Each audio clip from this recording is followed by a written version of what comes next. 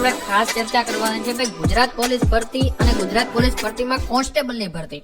વિદ્યાર્થી મિત્રો, ગઈકાલે જે સમાચાર આવ્યા છે કે ભાઈ પીએસઆઈની ભરતીની જે લેખિત પરીક્ષાની તારીખ છે જાહેર થઈ ચૂકી છે. ત્યારબાદ જે પણ લોકો કોન્સ્ટેબલની તૈયારી કરે છે તે લોકોના બહુ બધા મેસેજીસ ઇન્સ્ટાગ્રામ ઉપર પણ આવે છે અને જે આપણે વિડીયો મૂકીએ છીએ ને કમેન્ટ બોક્સમાં પણ આવે છે કે ભાઈ કોન્સ્ટેબલની જે પરીક્ષા છે લેખિત પરીક્ષા એ ક્યારે આવવાની છે.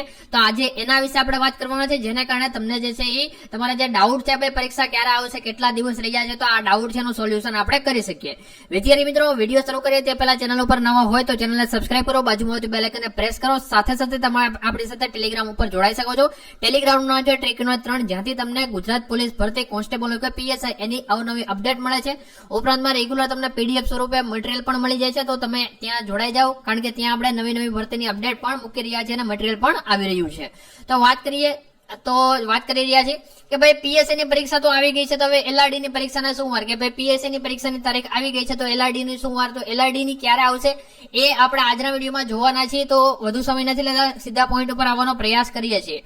કોન્સ્ટેબલની લેખિત પરીક્ષાની તારીખ જાહેર. વિદ્યાર્થી મિત્રો, ઘણા બધા મેસેજીસ ફરી રહ્યા છે કે ભાઈ કોન્સ્ટેબલની પરીક્ષા છે આ તારીખે આવશે, આ તારીખે આવશે, પણ એવી તારીખ કઈ કે જેના ઉપર આપણે એમ કહી શકીએ કે ભાઈ પાકી આ જ તારીખે પરીક્ષા આવશે. જેવી રીતે આપણે પીએસઆઈ માં કીધું હતું કે ભાઈ 6/4 થી કદાચ 7 દિવસ આગળ થઈ શકે, તો અત્યારે 13/4 આવે છે. તો આવી એક તારીખ કયો કે જેના કારણે અમને એટલીસ્ટ ખ્યાલ આવે ભાઈ કેટલા દિવસો અમારી પાસે છે, કેટલા દિવસ અમારે તૈયારી કરવાની છે. તો આજે આપણે એ વાત કરીએ છીએ ભાઈ કોન્સ્ટેબલની પરીક્ષા ક્યારે. તો કોન્સ્ટેબલની પરીક્ષા આ 5મા મહિનાની 4મી તારીખે તમારી પરીક્ષા લેવાઈ શકે છે.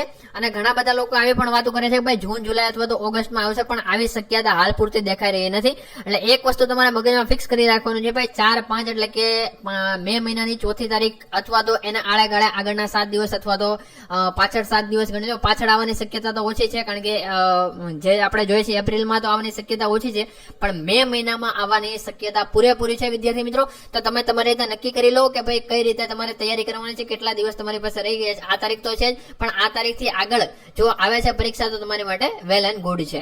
તો વિદ્યાર્થી મિત્રો, આશા રાખીએ છીએ તમને માહિતી મળી ચૂકી હશે. આ વિડીયો તમારા મિત્રોને પણ ખાસ શેર કરજો, કારણ કે એ લોકો પણ રાહ જોઈને બેઠા છે, તો એ લોકોને પણ ઉપયોગી માહિતી મળી જાય. મળીએ છીએ કોઈ નવા વિડીયોમાં. જય હિન્દ, જય ભારત, વંદે માતરમ.